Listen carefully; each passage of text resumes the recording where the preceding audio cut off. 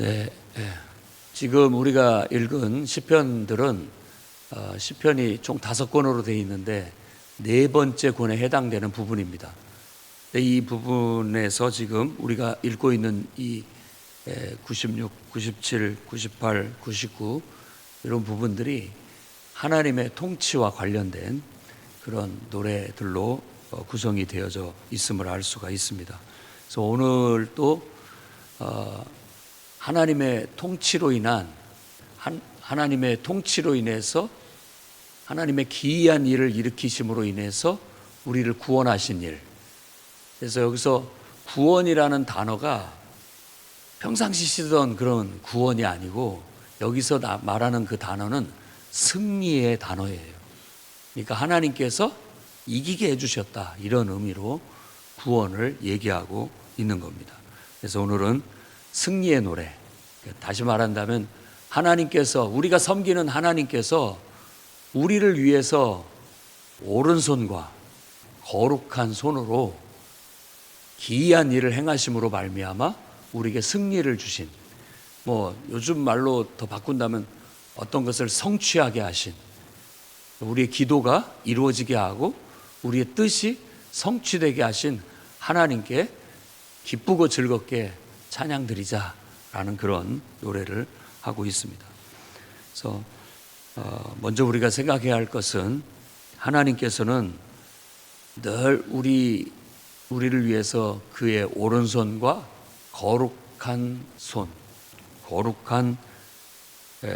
손으로, 거룩한 팔로 우리를 구원하신다, 우리에게 승리를 가져다 주신다라는 믿음을 가지시기 바랍니다. 오른손이라는 것은 원래 힘을 상징하는 거죠. 그렇기 때문에 오른손이라는 단어가 성경에 자주 쓰입니다. 그러니까 예언자의 용어로서 오른손은 하나님의 권능이에요.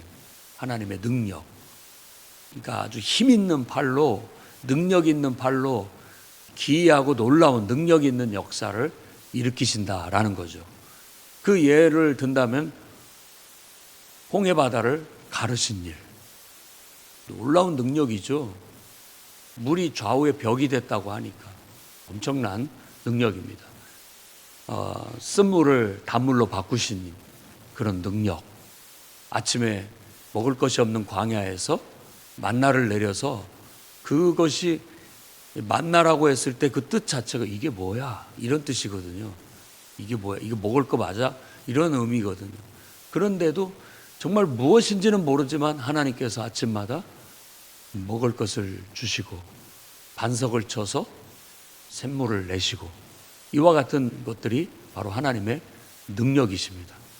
전혀 준비 안 된 이스라엘 백성들의 아말렉이 막아섰을 때 하나님께서 기도의 능력으로 그들을 승리하게 하신 일들, 이 모든 것들이 바로 이스라엘 백성들이 기억할 때는 하나님이 베푸신 인자와 성실하심이에요. 그분이 베푸신 인자와 성실하심, 놀라운 일을 우리를 위해서 행하셨다, 우리를 구원하셨다, 우리를 승리하게 하셨다라는 거예요. 우리 인생에도 마치 이스라엘이 광야의 길을 걸으면서 하나님의 능력을 경험했던 것처럼 우리 인생에도 늘 어려움이 닥칩니다. 쓴물이 다가오기도 하고 앞뒤 좌우 꽉 막혀가지고 나아갈 수도 없을 때 하나님은 홍해를 열어 길을, 불가능을 가능으로 바꾸시기도 하시고, 또 우리의 필요를 아침마다 채워주시고, 또 우리에게 필요한 은혜를 늘 공급해 주시고 역사하시는 그 하나님의 인자하심과 그분의 성실하심, 그것이 여러분의 삶에도 항상 함께한다라는 믿음을 갖고 하나님을 의지하고 그분과 상의하고 그분과 동행하시기를 주의 이름으로 축원합니다. 아멘. 우리가 또 온 땅이 하나님을 찬양해야 하는 이유, 그것은 바로 오늘 성경에서 말할 때 그분은 왕이시기 때문이다. 그리고 또 한 가지를 얘기한다면 곧 하나님의 심판이 임하실 것이기 때문이다 라고 그렇게 설명하고 있습니다. 9절에는 그가 땅을 심판하러 임하신다 라고 얘기하고 있고, 또 6절에는 나팔과 호각 소리로 왕이신 주께 노래하라, 왕이신 주께 노래하라 라고 그렇게 말합니다. 그러니까 정말 온 세상에 유일하게 우리가 섬기고 예배할 대상이 있다면 그 부분은 바로 창조주 하나님이십니다. 그 외에 어떤 존재도 우리가 경배할 수 없고 섬길 수 없습니다. 그러면 하나님만 섬기란 말이냐라는 그런 질문을 하겠지만 정말 하나님만을 섬겨야 됩니다. 그런데 우리가 하나님을 섬기는데 하나님께서 저 사람을 돌보라고 했기 때문에 내가 그 하나님을 섬기는 마음으로 그놈을 돌보는 거예요. 무슨 말인지 알겠죠? 또 내가 하나님을 섬기는 마음에 하나님께서 저 사람을 나의 지도자로 혹은 리더로 인도자로 주셨기 때문에 하나님이 주셨기 때문에 하나님을 섬기는 마음으로 그 지도자를 따르는 겁니다. 인간적인 마음으로 하면 신앙이 아니에요. 신앙이 아닙니다. 근데 내 마음에 하나님을 향한 섬김이 있고 하나님을 향한 공경심이 있고 하나님에 대한 두려움이 있기 때문에 그 하나님을 섬기는 건데, 하나님이 허락하신 사람을 내가 하나님을 허락하신 사람을 하나님의 이름을 두고 하나님께 하듯 하면서 그렇게 살아가는 겁니다. 그래서 우리의 인생은 왕이신 하나님을 섬기듯 그렇게 살아야 됩니다. 여러분에게 주어진 일, 그게 그냥 내 일이 아니에요. 그렇게 생각하면 그냥 세상 사람인 거죠. 믿음이 아닌 거죠. 그런데 이 일이 하나님께서 나에게 이 일을 주셨구나 라고 받아들이고, 하나님이 나에게 이 일을 맡기신 것으로 인정하고 하나님을 위해서 그 일을 하면 죽게 하듯 하게 됨으로써 그게 신앙이 되는 겁니다. 여러분의 직장 생활이나 또 사업이나 그게 하나님의 일이 될 수 있도록 승화시키십시오. 거듭나게 하시라고요. 그게 하나님을 섬기는 겁니다. 지금까지 교회 와서 예배 드릴 때만 하나님을 예배한다, 하나님을 섬긴다라고 생각했다면 그 고정관념을 깨시기 바랍니다. 깨뜨려야 됩니다. 하나님께서 내게 맡겨주신 가정과 가족을 돌보는 것, 섬기는 것, 그 하나님을 위한 예배입니다. 그게 예배라고요. 섬김이.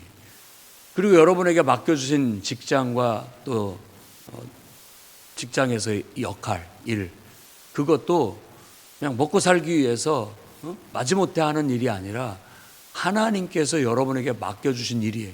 그 일을 통해서 뭔가를 돕고 섬기라고 주신 일이다라고 받아들이면 그 일도 하나님을 섬기는 행위, 곧 예배가 되는 겁니다.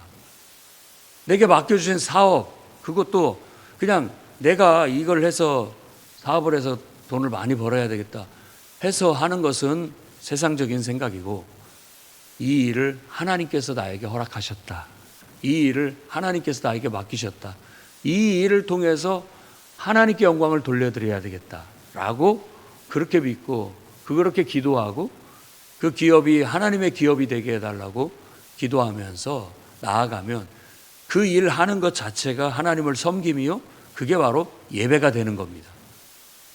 더 나아가서 오늘 말씀대로 한다면 그게 바로 하나님을 찬양하는 것이 되는 겁니다.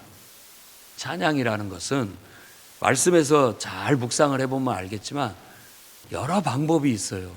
그래서 노래로, 또 오늘 말씀에서도 또 수금, 악기를 연주하면서 또 큰 소리를 쳐가면서 호각을 불고 나팔을 불고 또 손바닥을 치면서 이런 다양한 방법으로 하나님에 대한 우리의 반응, 하나님을 기뻐하고 하나님을 또 하나님께 감사하고 하나님과 함께 동행하는 그런 어떤 것들을 우리 삶을 통해서 표현하도록 한 거예요.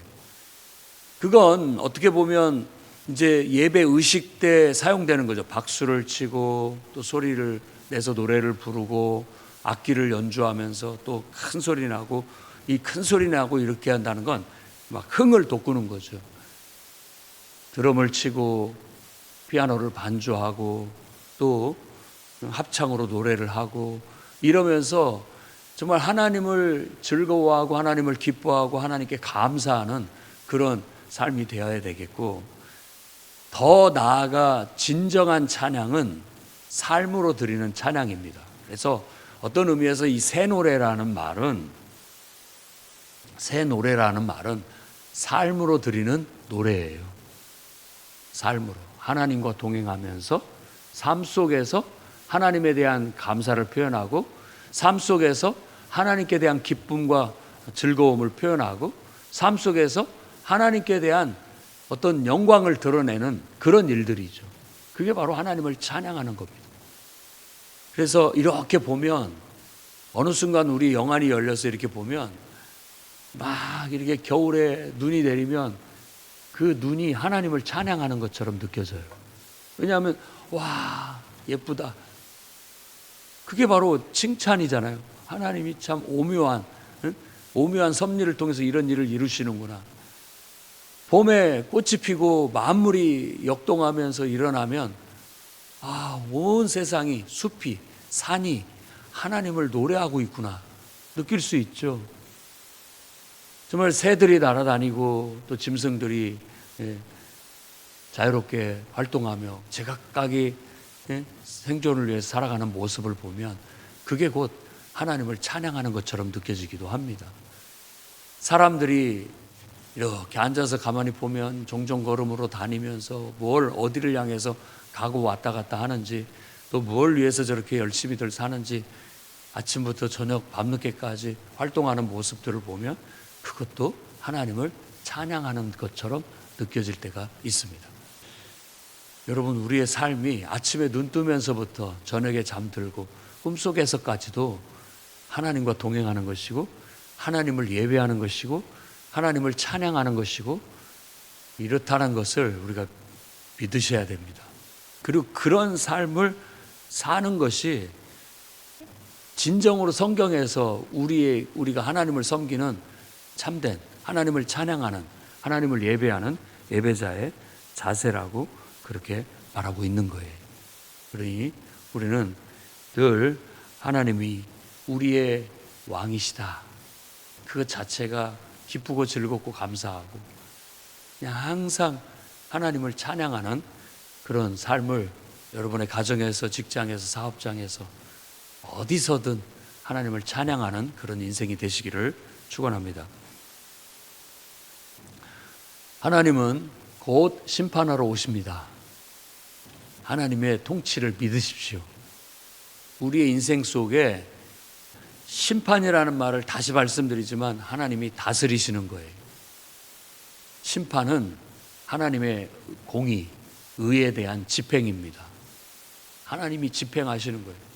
그렇기 때문에 우리가 하나님의 뜻대로 살고 하나님과 동행하는 사람에게는 그것은 승리예요.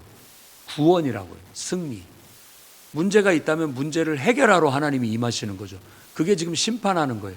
우리 앞에 죄가 있다면 하나님이 임하셔서 그 죄를 걷어내시는 거예요. 우리 앞에 어떤 저주가 있다면 하나님이 임재하셔서 그 저주를 걷어내시는 거예요. 그게 하나님이 임하시는 심판이에요.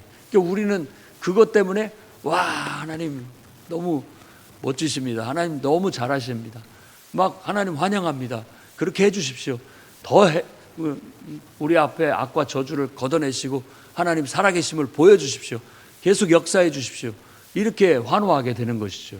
그게 바로 우리의 삶 속에서 하나님을 영접하고 하나님을 예배하고 하나님을 섬기는 것이라 할 수 있겠어요. 그러나 하나님의 뜻을 거스리고 악을 행하는 자는, 그게 하나님의 집행이 이루어지게 되면 그 악이 멸하게 되는 거죠. 우리가 하나님 앞에 심판을 통해서 정말 멸망받을 대상이 돼서는 안 되겠습니다. 오히려 그 하나님이 심판하러 임하실 때 우리는 기쁨으로 그걸 받아들이고 감사함으로 받아들이고, 하나님 잘하십니다, 하나님 계속 그렇게 역사해 주십시오, 이렇게 찬양하는 그런 사람들이 되어야 되겠습니다. 하나님은 의로우시고 하나님 그 의를 집행하사 지금 온 세상에 날뛰고 있는 악과 불의를 다 심판하실 거예요. 우리는 어떻게 해야 되겠습니까? 기뻐서 잘하십니다. 하나님 너무 잘하십니다. 계속 그런 역사들을 살아 역사해 주십시오 라고 그렇게 환호하고 기뻐하며 살아가야 될 줄로 믿습니다. 그래서 오늘 또 정말 여러분들이 기도하러 나왔으니 기도에 집중하시고, 기도는 하나님과의 만남이고 하나님과의 대화입니다. 내 마음을 그대로 아뢰고 하나님이 나한테 뭐라고 말하는지를 들어야 됩니다.